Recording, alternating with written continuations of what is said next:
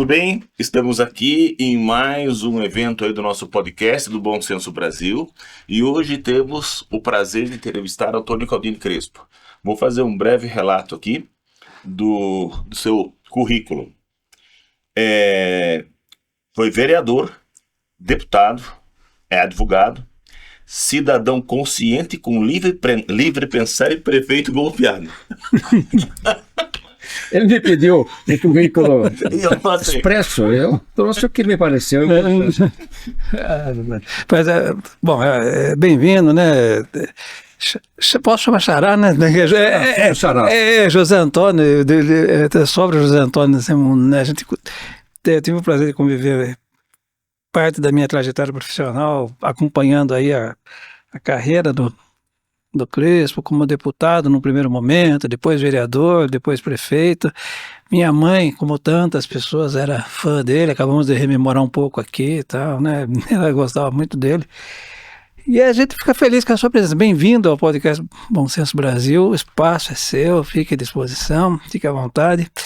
Esse é o espaço de discussão de temas conjunturais. A gente aqui tenta, dentro do possível, colher impressões sobre os desafios que travam o desenvolvimento do país, econômica, política e socialmente, né?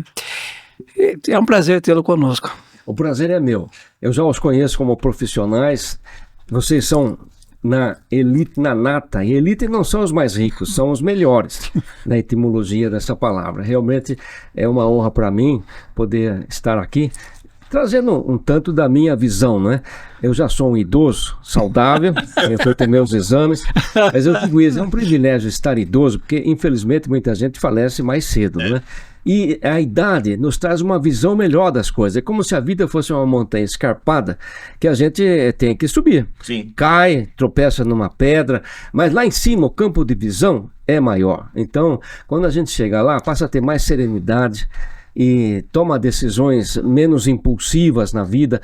Cada um de nós já quebrou a cara com essa impulsividade, mas enfim, na terceira idade, eu estou vivenciando agora, creio que a gente pode aproveitar mais ainda. Crespo, eu quero pedir para você fazer um comentário inicial dessa questão que aconteceu agora. Houve aí a justiça reconheceu erros, tá?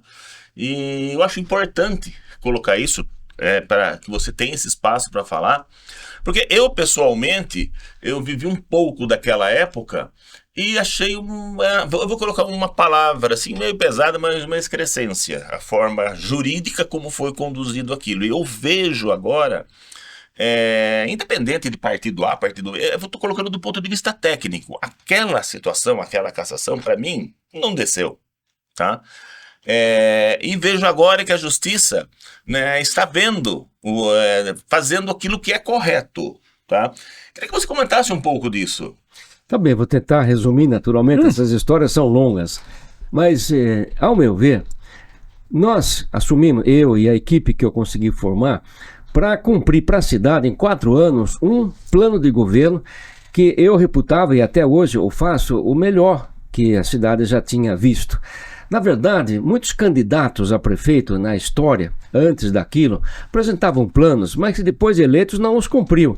E infelizmente o povo nunca teve o discernimento de guardar cópia e cobrar depois, durante o governo, tudo aquilo que o candidato prometeu.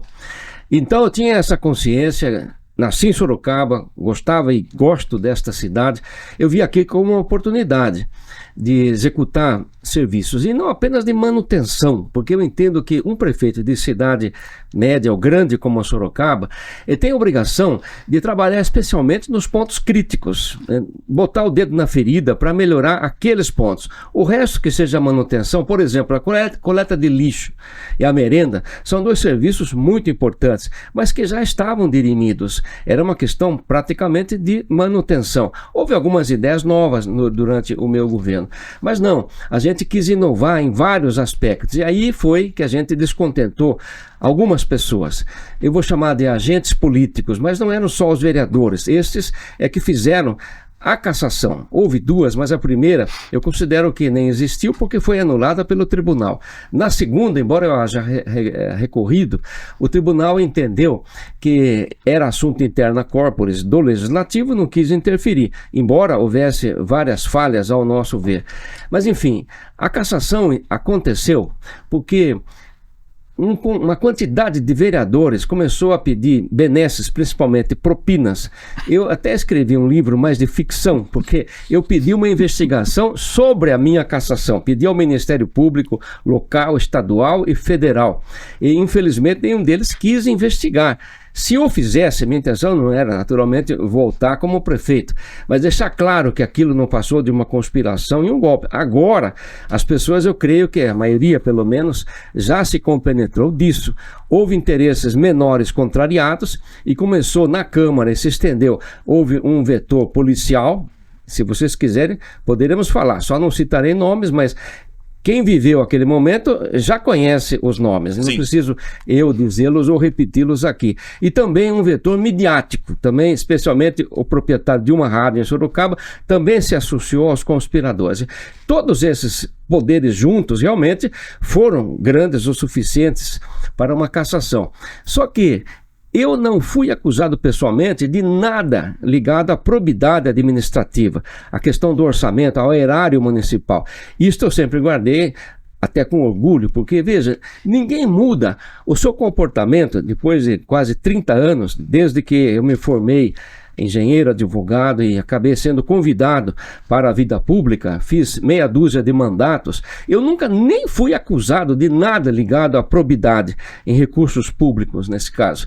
Portanto, as pessoas sempre souberam que ninguém muda tanto assim depois de 30 anos, quando assumiu um cargo como prefeito. Quer dizer, eu sempre entendi e ainda entendo. Sempre manteve uma linha direta e correta. Porque para eu dar propina, principalmente para vereadores, e isso, como já disse, começou toda a conspiração, porque eu não fiz isso em nenhum momento e acabei sendo caçado. Eu teria que arrecadar, percebe? O problema do prefeito que dá propina para quem quer que seja, vereadores, até polícia ou imprensa, o país está contaminado. Hoje parece que está se tornando até uma regra geral. Antes não era assim. Ele tem que arrecadar. E como é que um prefeito arrecada? Geralmente é com superfaturamento de obras, direcionamento de licitações.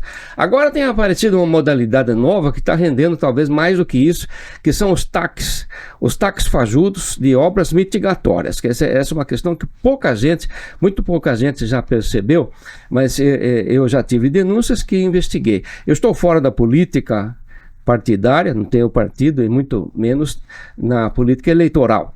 Já contribuí com o que pude, meia dúzia de mandatos. Não serei mais candidato. Mas sou um cidadão consciente e realmente estou acompanhando a política institucional. Eu já subi aquele morro, tenho um ângulo de visão grande da política e da vida de uma certa forma. Então, creio que isto me faz obrigado, quando convidado, como é o caso de hoje, a dizer as verdades que eu percebi depois de uma vida na política também. O problema das verdades, a verdade é pior do que a chamada fake news. Porque, veja, a mentira, ela é perceptível para quem tem discernimento e ela incomoda menos. As verdades, quando alguém tem coragem de dizer certas verdades, essas incomodam mais e levantam pessoas contra você. E no meu caso, um grupo de pessoas se levantou. Mas eu posso dizer também, quem sabe em favor dos próprios conspiradores, os vereadores nesse caso.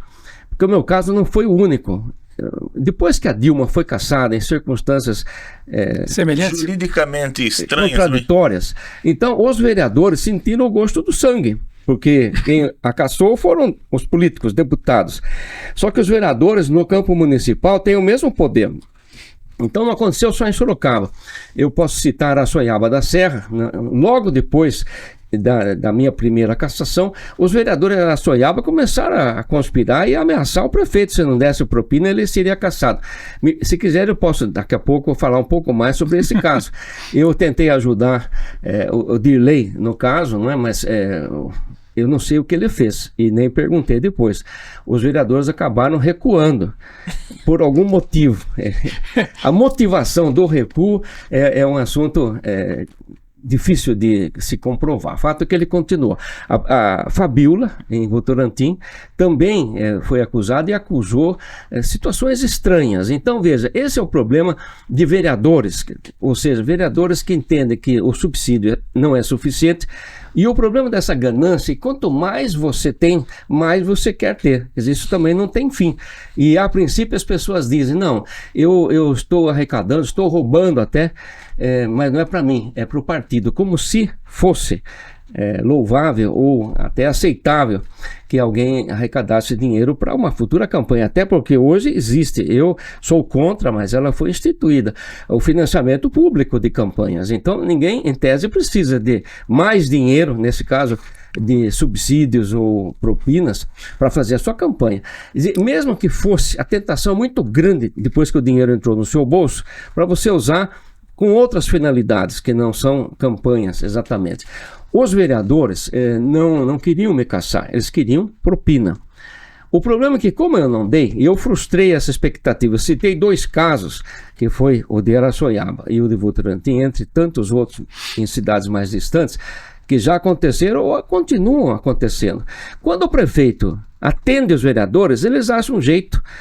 No caso de Votorantim foi, olha, perdemos o prazo, 90 dias. Né? Imagine se um vereador, uma pessoa que tem uma base cultural, vai perder um prazo. Quer dizer, não há calendários lá na Câmara de Votorantim. Então, mas é isso que acontece. Ou então, olha, investigamos bastante, mas entendemos que não houve prova suficiente. Então, ela tinha sido acusada, mas ela será inocentada, porque, veja, essa conclusão de que a quantidade de provas foi suficiente ou não é subjetiva.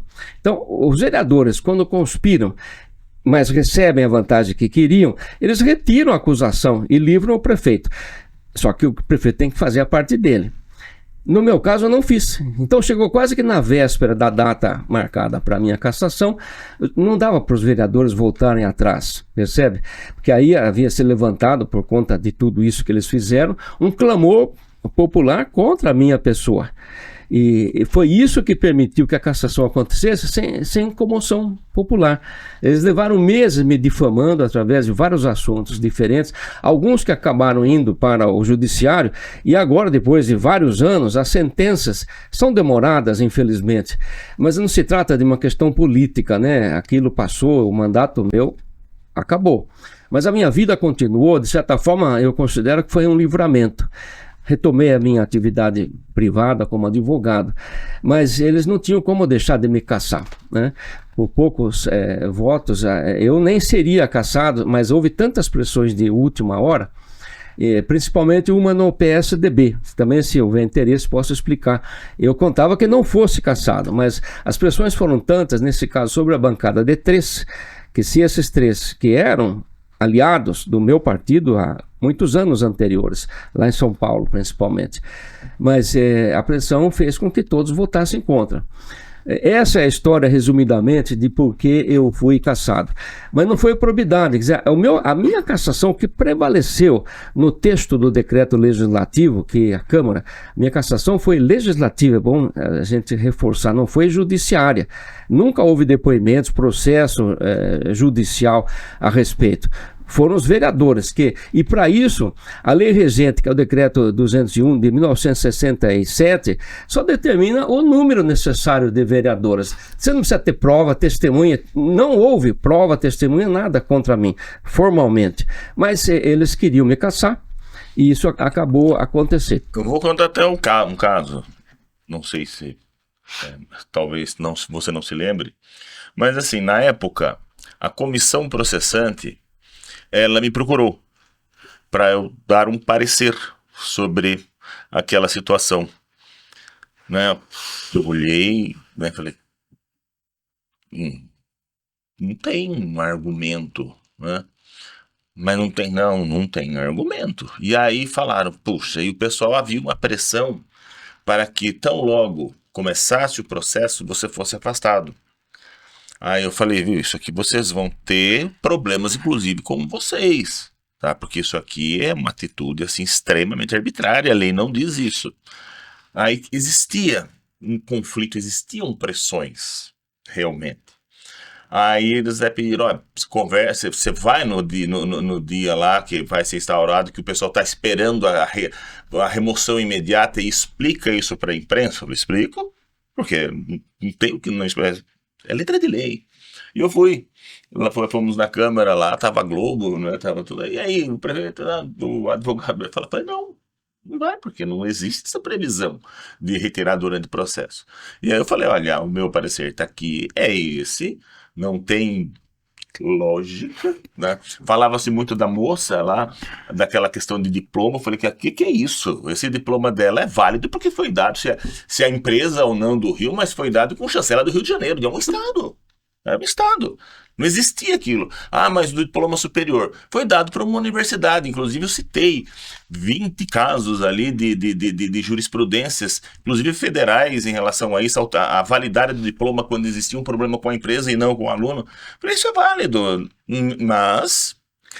Bem, você sempre foi uma pessoa conscienciosa, honesta e, nesse caso, corajosa. É preciso eu dizer, tem muita gente boa e até honesta por aí, mas que não tem coragem. Na hora que aparecem as pressões de gente que quer a coisa errada, em cima de você que faz a coisa certa, poucos resistem, alguns simplesmente silenciam, recuam em silêncio, mas outros acabam cedendo às pressões e até dando pareceres errados. Você não. Parabéns. E você já demonstrou conhecer até hoje, lembrando bem de tudo o que aconteceu. Mas para os mais jovens é bom que se diga.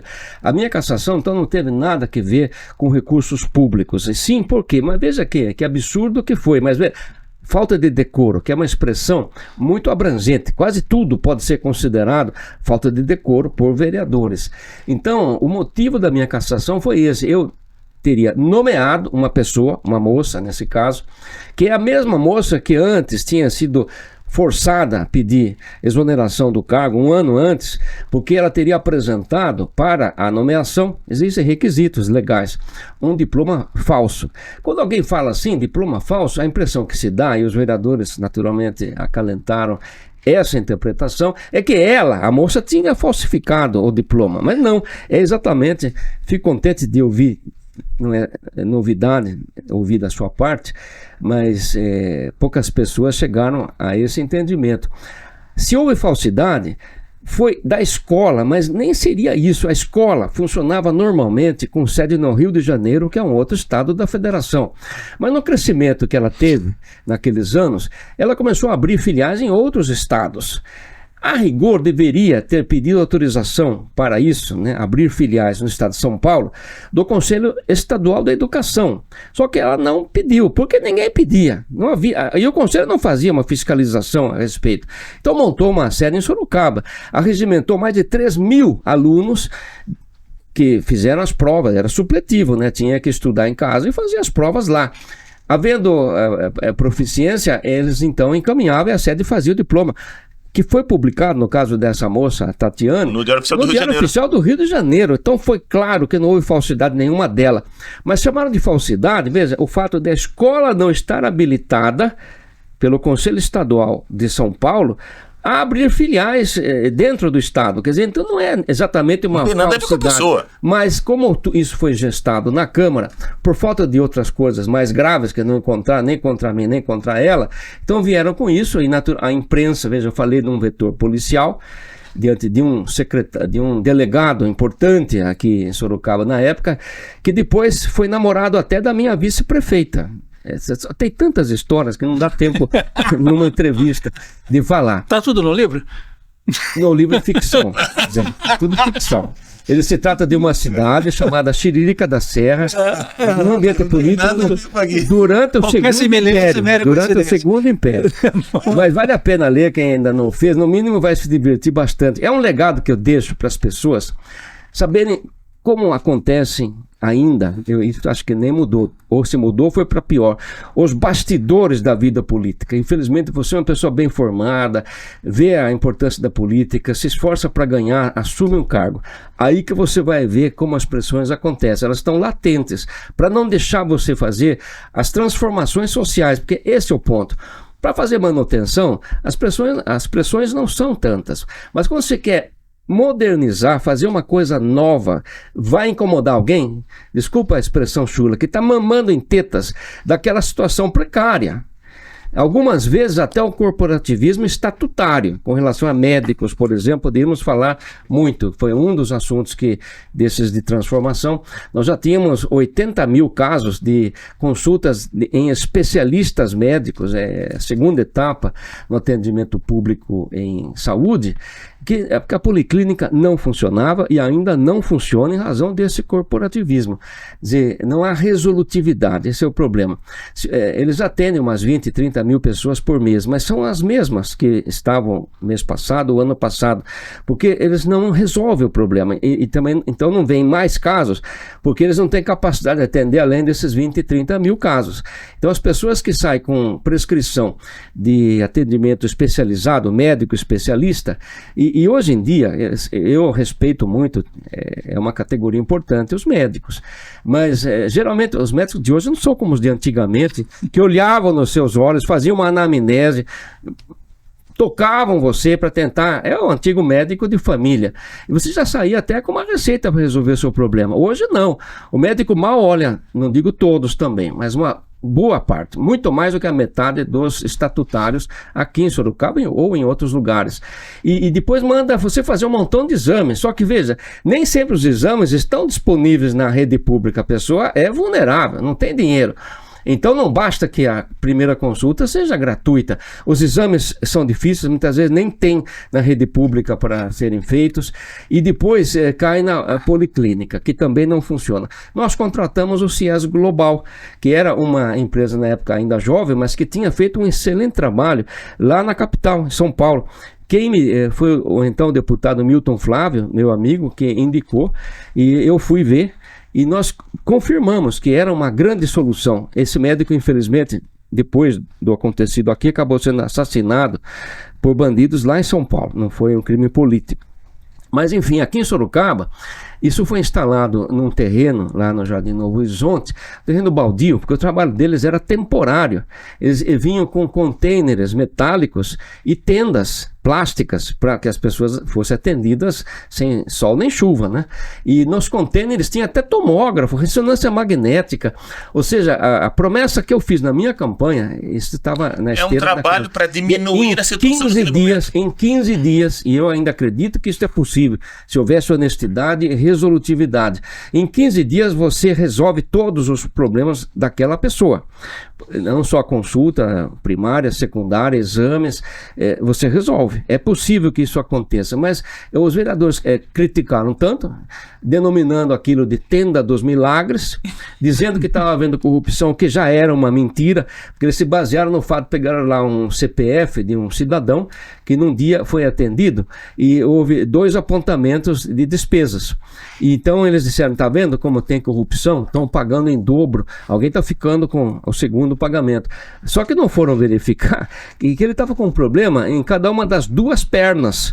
Então o procedimento de raio-x naquele caso, tirou o raio-x da perna esquerda e também tirou no mesmo dia o raio-x da perna direita. Se fosse investigar, mas eles não queriam investigar, queriam achar alguma coisa em que pudesse apegar para dizer que havia corrupção, que aquilo era ruim para a cidade.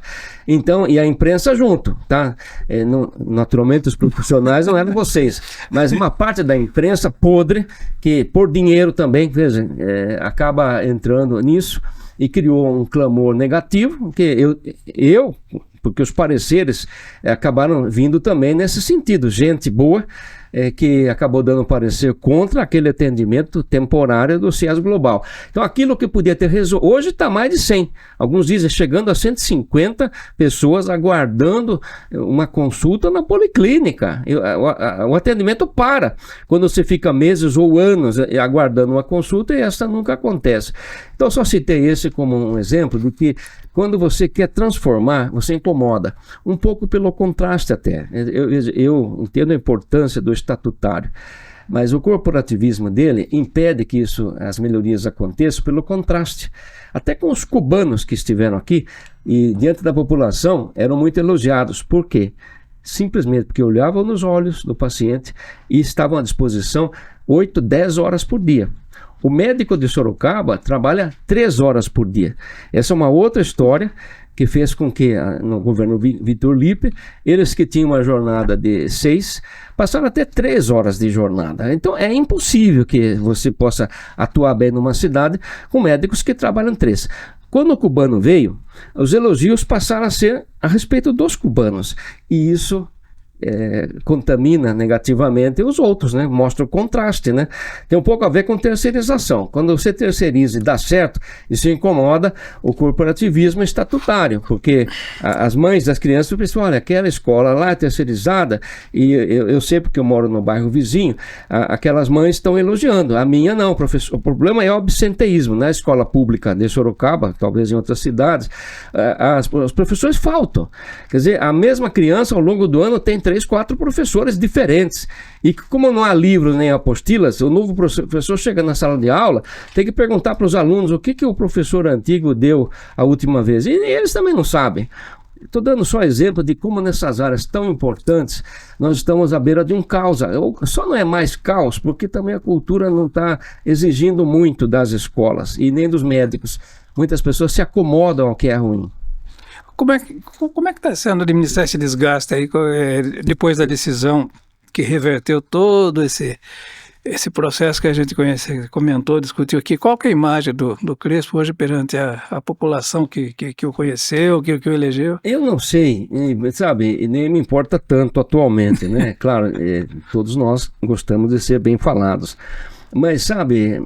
Mesmo fora da política, até entre seus parentes, que são um círculo muito chegado e querido seu, tem alguns parentes que gostam de você e alguns que não gostam, sabe? A gente tem que entender que isso é natural. E esse não gostar, ou o inverso, muda com o tempo. Ainda bem, essa vida não é tão estática, né? Então a gente tem que procurar, vendo um problema, tentar corrigir, ainda ficando no campo familiar, que é um campo importante, né? Na política, mais ainda, o adversário de hoje pode ser o aliado da amanhã, por que não? Você tem que ter a mente e o espírito aberto. Eu cito o Renato Amari como um exemplo. Nós fomos adversários ferrenhos, mas o dia que o Vitor Lippe o traiu, essa é outra história, né? Vocês já sabem de todas, é que nem todos os seus telespectadores conhecem, né? Houve um acordo entre o Vitor Lippe e o Renato, de que o Vitor ficaria só 4 anos.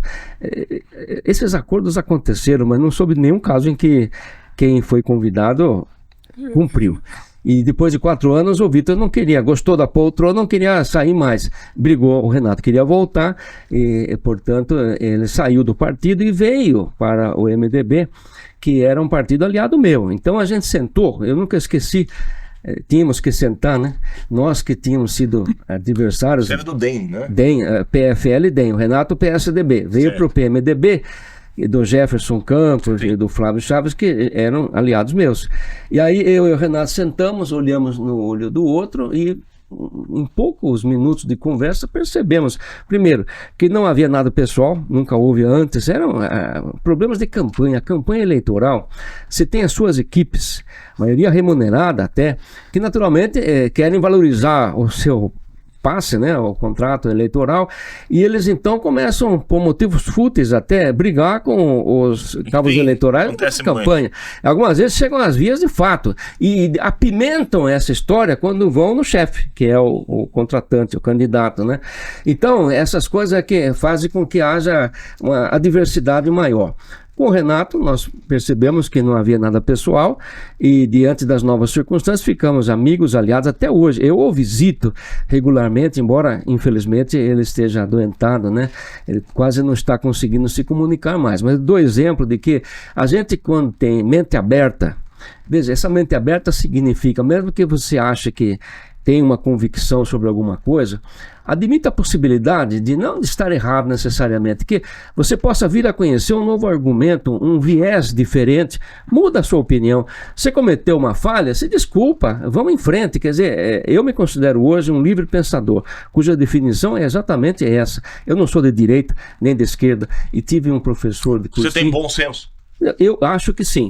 Eu não estou também me jactando, não quero parecer prepotente. Antes que a gente... Eu vou fazer uma pergunta que eu faço para todos, tá? Eu tenho que fazer essa pergunta. Faz parte do nosso... Tá? Se você... Pode fazer todas comigo, não tem nenhuma você restrição. Você acredita que a Terra é plana? Parece plana, né? Você está na praia, dá a impressão que sim, mas realmente não é. Tem gente que não acredita nem que o homem chegou à Lua e outros absurdos, né? Eu considero isso piada, fantasia. Não é possível que alguém realmente pense assim. Mas nessa polarização que é política, né, tem de tudo. Aliás, isso me suscita falar alguns minutos sobre fake news. A fake news é uma expressão que creio que foi o Trump na campanha anterior que inventou. E significa fofoca, na verdade, rumores falsos, né? Tem rumores verdadeiros, mas isso sempre existiu desde o tempo das cavernas, quer dizer, movido por inveja de uma pessoa com outra, ciúmes, quer dizer, é o que geram essas fofocas, né? O que aumentou isso no volume são os meios de comunicação, as redes sociais, especialmente, mas há uma solução, que é a que eu já apliquei, para mim, resolve perfeitamente. É o discernimento, buscar o discernimento. Você recebe uma informação, geralmente jocosa ou até ofensiva contra alguém ou contra você mesmo, busque todas as fontes, vá cruzando a interpretação ou aquilo que veio ao público de cada uma dessas fontes. Você acaba encontrando um denominador comum, ou você pode chegar mais próximo da verdade, confirmando a fofoca ou não confirmando. O problema, ao nosso ver, é que a população não tem esse discernimento. Esse é o problema, na educação. Para não falar de outros países que não sejam democráticos, mas o Japão e a Coreia do Sul, que eu considero democráticos, tem um sistema educacional, podíamos também citar a Suíça.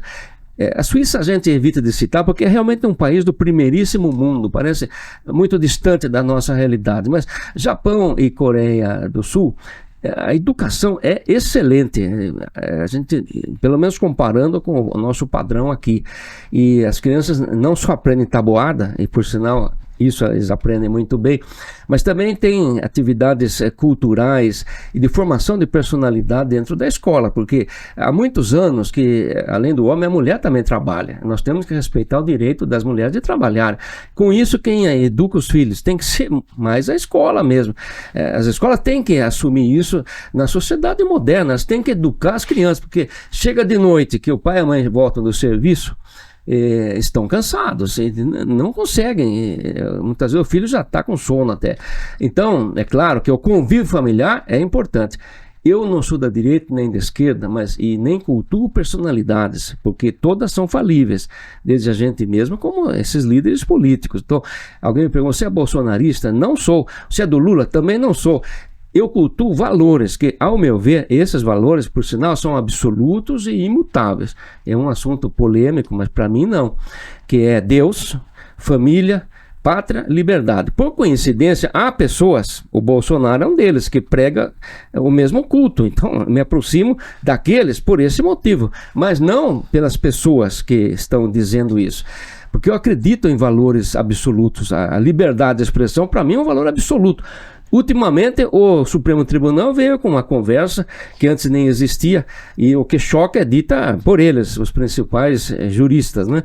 Que esse direito é relativo, imagina, relativizar a liberdade de expressão, aliás, relativizar a Constituição como um todo.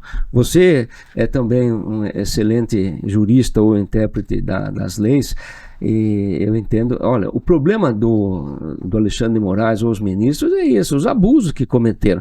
Eu conheço o Alexandre, aliás, ele militou no PFL, nos meus tempos, de Cláudio Lembro. Ele conheceu Cláudio Lembro, que já era um militante do PFL, no Mackenzie. O Cláudio Lembro era professor e até diretor do Mackenzie. O Alexandre de Moraes, mocinho, ele é inteligente, já tinha escrito vários livros, então ganhou as graças do Cláudio Lembro, que o convidou. Apresentou para o Kassab, depois Michel Temer, ele fez a carreira nessa base. O problema é o abuso, esse é o problema, né? Quando você consegue ficar rico, você não para aí, você fica ganancioso, avarento. E ele então conseguiu postos importantes e se perdeu nesses abusos. É o ditador que nós temos hoje. Para encerrar essa fala, me desculpe se eu estou alongando as falas, eu não estou querendo evitar novas perguntas, todas para mim são possíveis, mas eu entendo que um país democrático é aquele que tem dois quesitos necessários, que estejam sendo efetivados. Primeiro, eleições livres, que não tenham dúvidas de fraudes. Se a eleição realmente, o povo vai lá e expressa o seu voto, aliás, não só para escolher pessoas, mas em plebiscitos. Aqui, embora a Constituição permita, mas não se faz plebiscitos.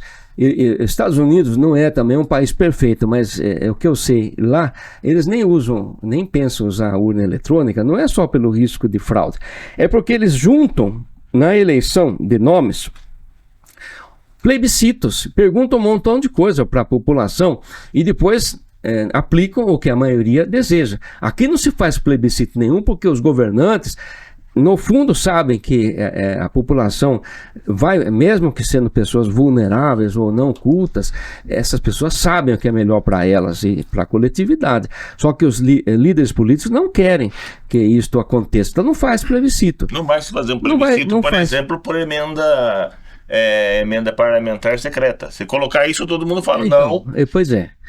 Não vai dar tempo hoje. Eu, politicamente, que eu falei, estou fora da política partidária e também eleitoral, mas na institucional estou. Eu conheci faz poucos meses um professor, ele é professor ativo da USP, livre docente, Pedro Pereira de Paula. Ele é sorocabano, por sinal. E eu li um livro que ele escreveu, Manifesto por uma Assembleia Constituinte Exclusiva. Ele escreveu esse livro já faz uns 10 anos.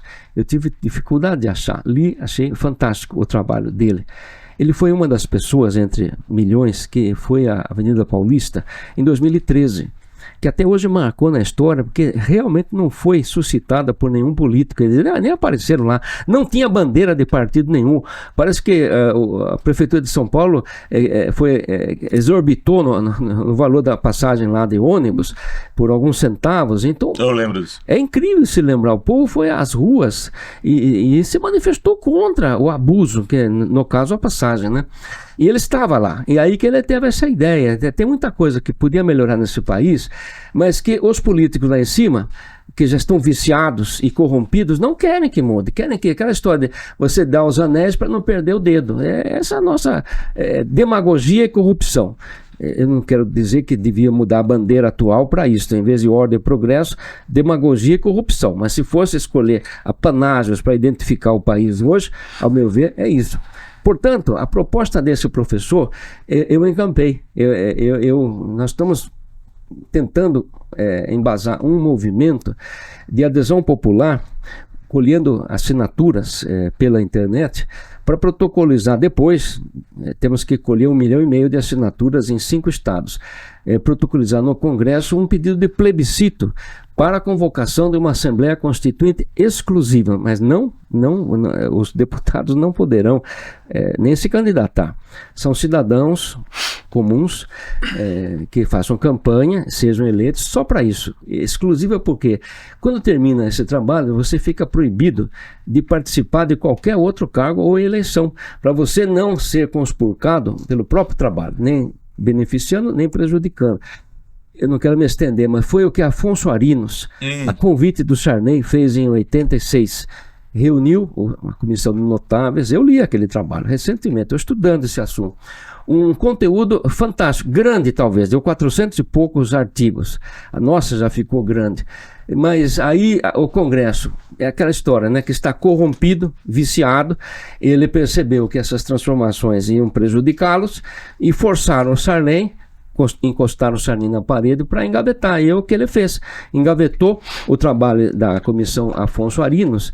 E hoje, por que ao meu ver, justificável a gente lutar por uma constituinte desse tipo? Se não for exclusiva, não vai resolver. Mas as emendas, a quantidade de emendas já superou a quantidade de artigos da Constituição de 88. Então, nós já não temos mais uma Constituição democrática. Temos uma Constituição original, digamos que democrática, mas depois um volume até maior do que aquele primeiro, de emendas, que são muitas jabutis que foram aprovados dessa forma. Acho que as pessoas sabem o que é um jabuti, né? E não é aquele bichinho, né? Propostas embutidas, avulsas, né? Embutidas para passar sem percepção. Bom, então eu só citei isso daí porque é o meu trabalho nos próximos anos. É quase uma utopia. Mas veja, eu estou numa idade, e acho que todo cidadão consciente deve pensar assim: você não faz uma coisa na certeza de que você vai conseguir, percebe? Ou vai tirar algum proveito pessoal. Infelizmente, na cultura, a maioria pensa assim, mas é um pensamento ruim. O melhor é quando você faz uma coisa porque você considera a coisa certa a ser feita, sem proveito pessoal, mas em bem da coletividade. Mas a maioria dos políticos não pensa na coletividade. Eu que fui político posso afirmar, o político não decide nada a bem da coletividade. Ele decide por interesses pessoais e oligárquicos do grupo político dele. Mas lógico que sobra alguma coisa que vai para a coletividade. Alguma sobra existe. Lembrando também aquela frase estampada pelo Adhemar de Barros, embora antiga, já foi feita na prática por outros, né? Até hoje. Eu roubo, mas eu não roubo para mim, né? Quer dizer, como se você roubar fosse justificável quando você aplica uma parte, né? E, aliás, se você não roubar nada, como foi o meu governo e a minha intenção, você não tem a tal governabilidade, que na verdade é um palavrão. Quando alguém diz, não, ele ouve, quer dizer, eu já escutei muito isso. O Crespo não dialogou com os vereadores. Espera um pouco. Dialogar eu tentei, ou dialoguei muitas vezes, mas o que eles queriam era propina. Não é diálogo. Se você não dá, então não tem governabilidade. Eles vão achar um jeito de sabotar o seu governo ou até de caçá-lo. É isso que acontece na prática. A gente tem que tentar superar isso, mesmo que a proposta imediata não prospere, que é essa constituinte exclusiva. Só uma coisa... Deixa eu vou fazer a primeira pergunta. Cortei. Você falou uma coisa interessante, assim, da Deus, família, pátria e liberdade. Hoje, essas ações aí do Eduardo Bolsonaro, do próprio Bolsonaro, não tirou essa questão pátria? Que eles não estão trabalhando pela pátria. Bem, olha, minha opinião sobre isso, eu mantive a palavra, mas de fato eu reconheço que entre as outras três, a pátria é a menos importante, porque veja, a globalização, que foi um fenômeno econômico, mas veja, as distâncias diminuíram de certa forma, os aviões estão fazendo viagens intercontinentais em poucas horas. Isso fez, e veja, a miscigenação e a migração a países como a Alemanha, que já são árabes, não é isso? Ou muçulmanos, pelo menos. A imigração que não está sendo contida, e vamos olhar o lado positivo, né? Essa mão de obra mais barata é necessária em todos os países, um pouco mais nos países mais adiantados. Hoje mesmo, acabei de conversar lá na Flona com o prefeito de Ibiúna. Ele me disse, o atual, que um dos problemas mais graves que ele identificou é a sucessão familiar em Ibiúna, que é uma cidade rural. Só que veja, os filhos e netos dos antigos agricultores que tinham uma vida dura, difícil, mas conseguiam sobreviver à família, esses filhos e netos não querem mais trabalhar no campo, porque o campo não tem apoio financeiro, subsídio dos governos. Eles querem sair de lá e vir para as cidades. O êxodo urbano está ainda aumentando muito. E quem é que vai produzir no campo? Então, eu senti esse tipo de coisa. No caso dos países mais adiantados, precisam da mão de obra dos migrantes. Só que isso acaba, porque esses acabam tendo cidadania, senão eles os filhos, e votam, né? Então a maioria vota. A taxa de fertilidade daquelas famílias tradicionais está diminuindo. Então eu quero dizer, a pátria é realmente um conceito, ao meu ver, que vai diminuindo. Ainda é importante para mim, culturalmente falando. Mas aqui no Brasil nós somos um país de imigrantes, então é difícil achar ainda uma cultura exatamente brasileira. Eu, por exemplo, eu sou neto de imigrantes espanhóis e italianos. Até que ponto que eu posso dizer que sou brasileiro, né? Eu sou brasileiro e me considero assim. Mas respondendo a sua questão, diante desses outros três, o pátria é menos importante.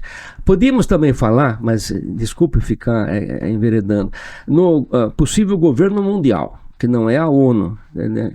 Eu acredito que quem prega isso, mesmo que também não fale publicamente, são os governos ditatoriais, totalitários, como a China, por exemplo, Coreia do Norte. Esses governos, que não são exemplo para ninguém, acho que não é nem ao meu ver, isso acho que todos concordamos. Eles gostariam de um governo mundial, mas que, lógico, sob o domínio deles, né? Para implantar todas as políticas. Eu não vejo a China como um modelo para muita coisa. Pode ser uma economia que tem crescido bastante, mas em troco de quê? De muito pouco ou nenhuma. Tem empresários, até brasileiros, que convivem lá porque vendem. que não é um país que a gente deva, então, olhar com, assim, incentivo. Mas a pátria, então, pode ser que com o tempo, com tudo isso que eu disse, globalização, miscigenação, migração, ela acabe desaparecendo esse conceito. Mas acho que ainda vai levar décadas. Para mim, hoje ainda é importante a nossa pátria brasileira, mas eu acredito que o ser humano vai ocupar esse lugar, né? Temos que ter uma consciência cosmopolita de que somos todos seres humanos. Aliás, raça também, para mim não, para todos os pesquisadores que dizem que é raça negra ou amarela, vermelha, quer dizer, tudo isso não tem sentido. Somos todos de uma raça só, que é o gênero humano. Então, eu ia me apegar naquilo que ficou dito na questão da governabilidade. Na campanha passada lá que elegeu o atual presidente, num debate, um jornalista colocou os dois lá, era segundo turno, e falou o seguinte: um foi eleito pagando mensalão e o outro dando orçamento secreto. Aqui nós tivemos o exemplo do seu exemplo, que descambou para uma cassação em razão, segundo dito aqui, da exigência de propina. É possível governar em qualquer nível sem esse toma lá da cá? Não, veja, na Constituição, a Constituição atual, ao meu ver, naturalmente, eu não quero convencer ninguém. Esse é um outro aspecto. Alguém idoso como eu, mesmo que eu tenha uma visão maior pela minha trajetória, eu subi a montanha, né? Mas mesmo assim, eu não tenho pretensão de convencer ninguém, mas eu tenho as minhas convicções que mudam se alguém me apresenta algo melhor. Mas eu tenho a minha convicção de que a Constituição atual foi rasgada pelo Supremo Tribunal, pelos abusos cometidos, e não preciso enveredar tanto nisso. Eu dizia, país democrático que tem eleições livres, portanto não fraudadas, mas que também respeita a sua Constituição, seja qual for o conteúdo que ela tenha. Então nós não somos, o Brasil não é um país democrático hoje. O Estado Democrático de Direito não existe mais. Quer dizer, é um assunto polêmico, lógico, mas essa é a minha Constituição. Para resolver isso, teríamos que ter uma nova Constituição. Por quê? A atual, fora os abusos, nem essa está sendo respeitada pelos ministros do Supremo. Mas o problema é a questão de gastos. Este país gasta demais. E hoje mesmo, voltando à minha passagem pela Flona hoje, eu verifiquei lá na cidade, é um trabalho magnífico que eles têm feito, esses profissionais do meio ambiente. Só que foram citadas lá umas 10 ou mais instituições públicas ligadas ao assunto meio ambiente. É muita coisa. O Brasil gasta demais criando novas empresas públicas, fundações ou instituições de alguma titularidade que têm funcionários, nem todos necessários, nem todos eficientes. O princípio da eficiência é um da Constituição que não é respeitado. Quer dizer, nós aqui gastamos demais. O atual governo, que tem os seus méritos, todos têm mérito, o lado bom e o lado ruim, mas é um governo perdulário. Eu não vou ficar aqui falando de Lei Rouanet e outras coisas. O problema é que os poderes do presidente de um governo que queira gastar são muito grandes. É o que nós estamos vendo agora com relação às cobranças de IOF e tudo. O problema é que o presidente, ele foi instado já faz mais de ano a cortar gastos, ficou meses dizendo que estava estudando isso, depois transpareceu que decidiu que não ia cortar gasto nenhum, praticamente. Veja, há países que não tem nem, por exemplo, Estados Unidos como muito, não tem. Justiça do Trabalho, com esse aparato, eu não estou propondo acabar, mas veja, isso, se for criada essa Assembleia Constituinte exclusiva, tem que analisar tudo isso, os penduricalhos em organizações públicas que têm uma quantidade enorme de funcionários e que não produzem aquilo para o que foram criadas. Então, se não é só uma nova Constituinte, e olha lá, se ela for criada, porque as pressões para não criar um negócio desse serão enormes, se for criada haverá ameaça de morte, talvez morte mesmo, contra aqueles que estiverem fazendo isso. Quer dizer, infelizmente, e olha, quem poderia evitar isso? Num bom sentido, é um dos polêmicos assuntos, né? O artigo 124 da Constituição atual, garantia da lei e da ordem, que o Exército deveria, segundo esta interpretação, que foi a do Bolsonaro, essa alegação que ele tem, que ele não planejou golpe nenhum, mas sim estava tentando aplicar o artigo 124 da Constituição vigente, no sentido de que o Exército assume um poder moderador. É como no regime imperial era o poder do Dom Pedro II. Pedro, poder moderador. Moderador, quer dizer, seria o Exército. Mas então isso ficou polêmico e até o Exército recuou. Não quer fazer isso. A OAB, então falando de Exército e OAB. Quer dizer, se a OAB desencanta todos esses profissionais. Eu sou um advogado. Quer dizer, a OAB não tem se manifestado, o silêncio, a omissão, ao meu ver, é pior do que você se posicionar. Quando você se posiciona, você vai receber críticas de algum lado, com certeza. Você tem que ter argumentos, prepare argumentos para você defendê-los quando for criticado, mas faça. Manifeste a sua posição. Se for colegiada, no caso da OAB, muito melhor, mas não faz nada. Quer dizer, não há uma única manifestação sobre os abusos jurídicos. A OAB é de advogado. Onde está a OAB analisando e dando pareceres públicos sobre os abusos do Alexandre de Moraes e de todos os ministros? Agora, é mais ele, porque os ministros também acabaram se acomodando, delegando para ele quase tudo. Eu pergunto para você que tem uma experiência muito grande, é uma coisa que eu fico pensando, que já discuti isso com o Zé Antônio. Essa acomodação dos ministros, não é uma acomodação, joga para ele, porque quando der bomba, quem fez foi ele? Pode ser. Se for isso, há quem diga agora, quer dizer, comentários. Porque ele está começando a receber. Na internet e até na mesa de bar, né? Só que agora a internet ultrapassou muito o bar. Tem todo tipo de comentário. Você que tem que discernir, aceitando alguns e não outros, né?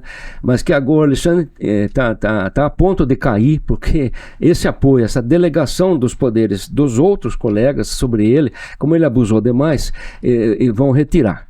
E que ele poderia renunciar. Quer dizer, não sei se isso vai acontecer. É possível que aconteça em razão disso. Todo exagero, esse é o problema. Até remédio. Se você tomar mais do que a dose, pode te matar. O remédio é bom. O remédio é bom. Vamos até dizer que alguns objetivos, algum modo operandi do Alexandre de Moraes fosse defensável, ou até bom. Mas ele abusou e sozinho, né? E ele, a primeira Câmara principalmente. Quer dizer, pode ser que ele seja largado pelos demais e tenha que renunciar precocemente para tentar. Porque o Lula também, que tem. Veja, admiro as pessoas que têm persistência, se tem uma convicção, vai até o fim, né? Mas acredito que com relação a não cortar gastos, o que é pior, e também essa briga com os Estados Unidos a respeito da moeda e muita coisa a mais, você brigar com alguém muito mais forte que você, não sei se é demonstração de coragem ou de imprudência mesmo, né? Eu acho que no Brasil, aliás, outros países mais importantes que o Brasil já recuaram diante do posicionamento certo, errado ou exagerado, pelo menos, do Trump. Então, o Lula tem cometido esse abuso. Ele falou muito que já tinha dado uma decisão que ia entrar agora, depois da reciprocidade. Todos os economistas sempre disseram, mas o Lula já afirmou, agora não. Já mudou o discurso, que não vai mais atuar nesse campo da reciprocidade, que é pior para o país até, né? O melhor seria o diálogo, e sempre há uma solução que talvez fosse essa, entregar, tal como Salomé pediu, a cabeça de João Batista. Isso é uma solução, não precisa nem aliviar tanto para o Bolsonaro, nem derrubar o Lula. A cabeça do Alexandre de Moraes, eu creio que creio eu, com os meus botões, que é o que vai acontecer. Quando a gente fala de judiciário, uma coisa que eu concordo bastante, quando se colocou a questão dos problemas da OAB, agora falando assim como quem trabalha também na área, eu sempre faço uma comparação, eu uso essa comparação com os Estados Unidos, que eu conheço um pouco a legislação americana, a gente tem bastante intercâmbio. Lá, juiz é que nem juiz de futebol. Tem problemas, existem questões políticas, tem. Não vou dizer que seja perfeito. Sempre onde tem o ser humano pode acontecer problema. Mas lá, o juiz é que nem juiz de futebol. juiz de futebol não torce para um ou não torce para outro. Ele tem que aplicar a lei. Ele tem que aplicar o que diz a regra, tá? Eu sempre falo, se você for pego, por exemplo, lá numa cidade que tem a legislação municipal, também tem até juízes municipais, o pessoal pensa, não sabe, mas tem juiz municipal nos Estados Unidos. Se você passa lá a uma velocidade muito grande, dependendo do estado da cidade, você pode até ser preso, tá? Contudo, em outra banda, se você fizer sei lá, um crime hediondo, mas o juiz, a polícia, ao prendê-lo, não lê os seus direitos, ou falar que você tem direito ao advogado, ou tomar um depoimento sem o advogado, o juiz relaxa a prisão. Não, mas relaxou. Não, lá segue-se estatuto. O pessoal sempre pensa até que lá é constitucionário, o precedente. Tem muito precedente. Não, mas lá tem estatuto e se segue. Aqui, cada vara tem um código de processo. Então começa desde baixo o problema aqui no Brasil em relação ao judiciário. Tem razão. Veja, a sua formação é excelente. Você é economista. Sou administrador e advogado. Então, eu confundi com economista, mas essas duas são as mais importantes. Então não é surpresa uma análise tão boa como a sua, né? Ao meu ver, realmente você tem razão e isso se tornou até um problema cultural. O que move, porque as falas dessas maiores autoridades, citando principalmente o Alexandre de Moraes, mas podemos falar de Geraldo Alckmin e muitos outros, que deram uma guinada, pelo menos nos seus discursos, nestes últimos tempos, ou poucos anos, em relação aos discursos que faziam antes, durante décadas, né? Eu até hoje não entendi qual foi a força tão grande que fez com que esses discursos públicos fossem tão alterados, né? Alguns dizem, há algumas versões que me chegaram, eu entendo como possíveis, mas são assustadoras. Então, estamos falando hoje de invasão na soberania, né? Há quem diga que tudo isso veio pela força do grande investidor George Soros, Bill Gates, quer dizer, que existiria uma conspiração. Eu não acredito nisso, me recuso a acreditar. Mas não é impossível que existam, né? Clube de grandes mega investidores que decidem o futuro do mundo. E eles têm tanto dinheiro que eles compram os políticos, pagam eleições, dirigem eleições. Isso é um fato, isso acontece. Pois é. Então, será que há quem diga que Bill Gates foi quem criou o vírus, ou pelo menos aquela ideia de ter que diminuir, é uma questão malthusiana, né, de que a população, eu escuto isso há 30, 40 anos atrás, né, chegaria numa hora que ninguém teria comida porque a população cresceu demais. Eu não sei se, veja, eu não acredito nisso, mas há quem diga que esses mega investidores foram os que acabaram pressionando ou até ameaçando, que é essa história. Você só consegue alguma coisa de alguém em um desses dois processos. Ou no amor, geralmente as pessoas começam no amor. No amor, inclusive, é suborno, propina. Mas na dor. Na dor são ameaças, violência física e morte. Então, de fato, eu acredito que para convencimento só tem mesmo duas possibilidades, são essas duas. Então, que esses mega investidores teriam, então, não só no Brasil, no mundo todo, criado a cultura woke, que teria sido criada por eles também, pelos grandes investidores. Quer dizer, tudo no sentido de o decálogo de Lenin, coisa que eles são mais recentes, se aproveitaram para destruir. A ideia que alguns já tiveram na história, né? Esse ordenamento jurídico, esse governo é tão ruim que a solução é acabar com ele, destrói, põe fogo e a gente vai, a partir das cinzas dele, construir uma coisa melhor. Só que nunca funcionou isso. Porque quando você destrói a Revolução Francesa mostrou isso, né? Você guilhotinou o rei, a rainha, mas também guilhotinou o membro do diretório. Robespierre. Então, o diretório foi guilhotinado. Várias levas de insurgentes também foram mortos. Então, aí a gente percebe que os objetivos iniciais mudaram, também não foram atingidos. Então, uma vertente é que existe essa força invadindo nossa soberania, mais do que qualquer outra, né? Desses mega investidores que estão provocando tudo isso. Outra explicação em que também não acredito, que é o crime organizado, que já teria tomado conta da Venezuela, que o presidente é apenas um fantoche tutelado pelo crime organizado, que esse daí não mostra a cara, mas é quem comanda.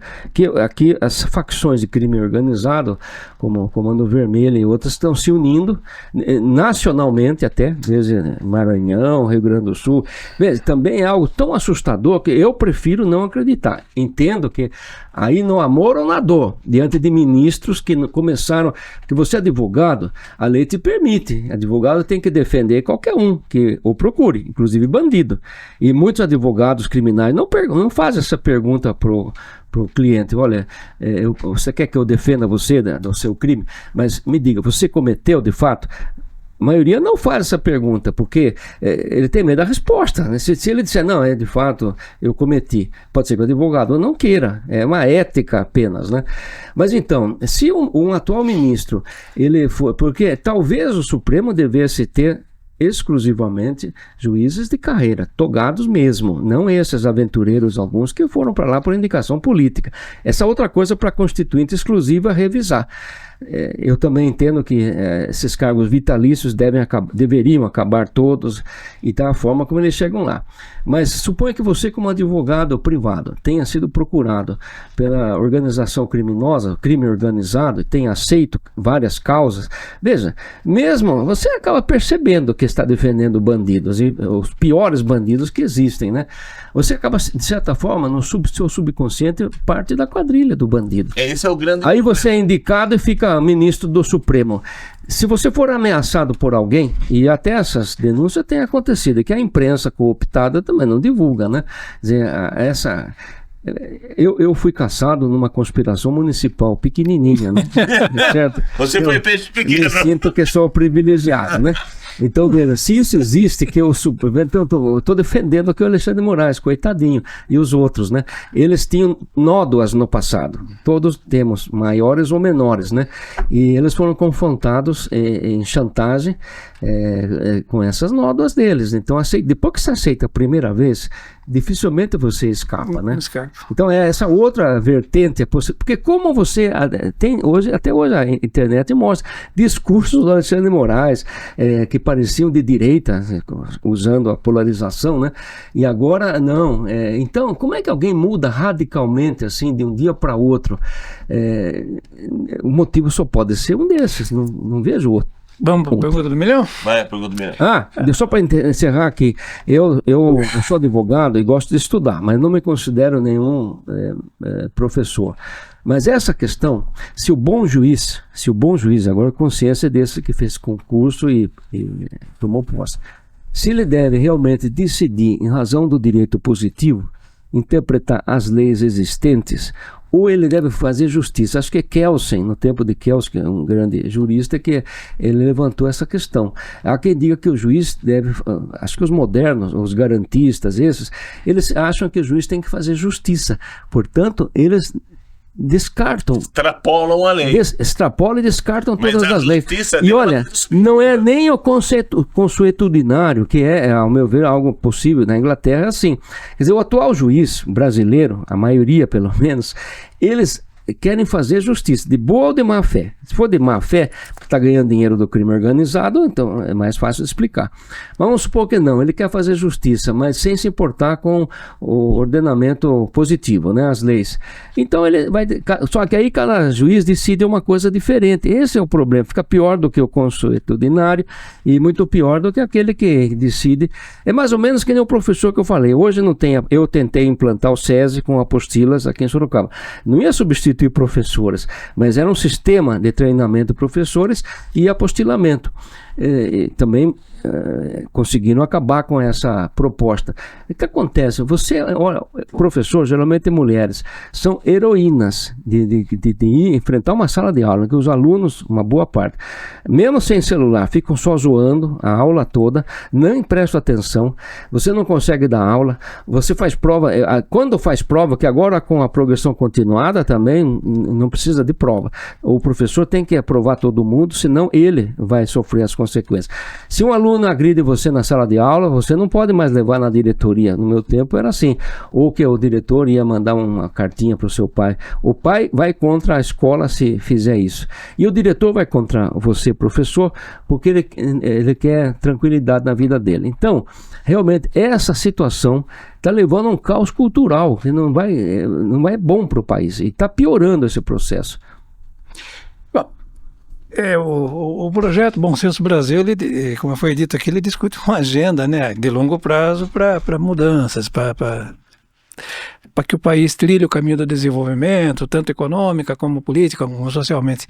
A longo prazo, o que precisa ser feito minimamente? O que começaria a fazer para que isso mude, porque a gente vive num país melhor? Eu também já ouvi uma conversa dos ministros em anos passados, antes de eles começarem a articularem esses abusos, né?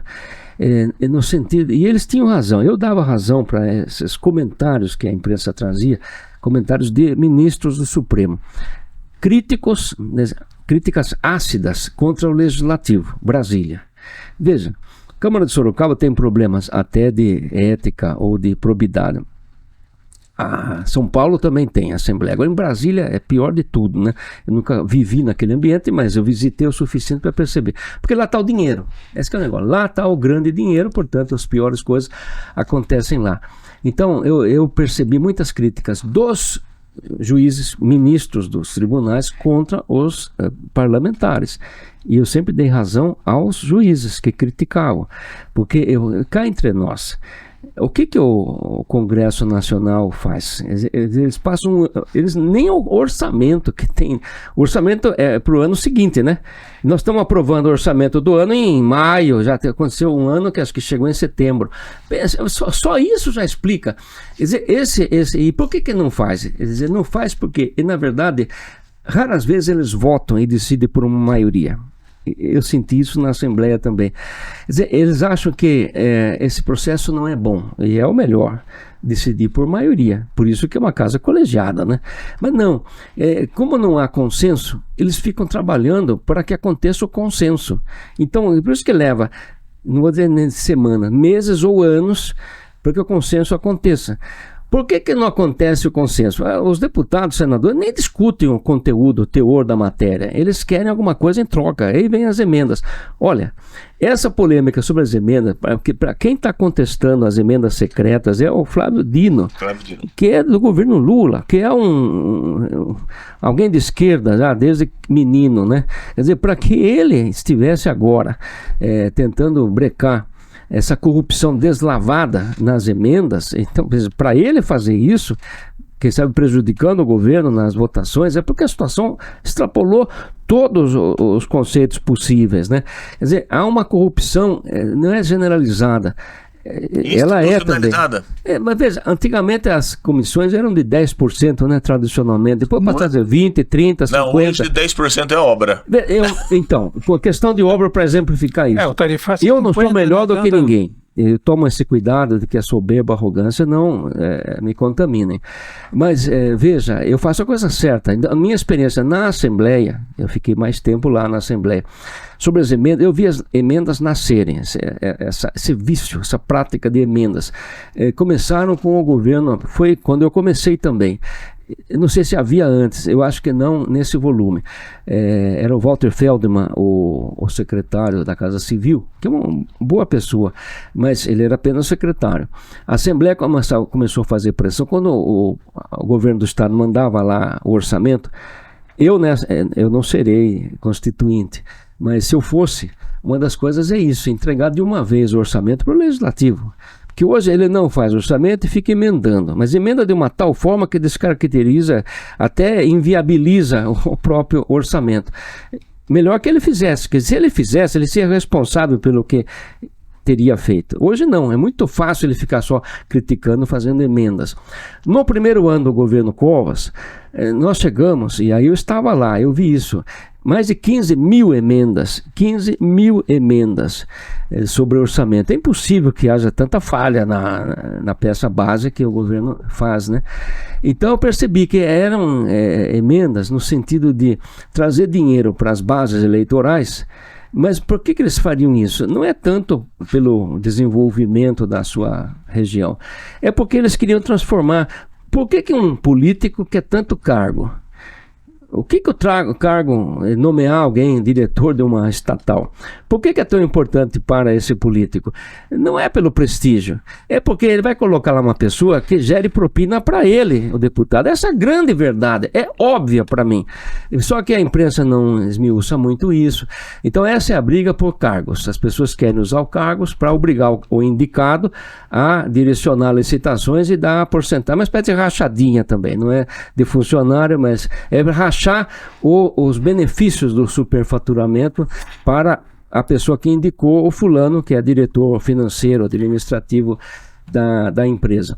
Então, foi tanta, não dava para o governo, no tempo do Covas, no primeiro ano, analisar 15 mil emendas, até porque muitas são emendas, assim, evidentemente, distorcidas. E daí que ele inventou isso. Isso até hoje cresceu. Diz, olha, vocês param de fazer emendas, vamos fazer, não é mais chamada emenda, é chamada de subemenda, que não serve para nada, que vai para o arquivo. A subemenda não é necessário o governo cumprir. Então, vocês param de fazer emenda, tudo na hora de aprovar, você pode fazer emendas, fez emenda.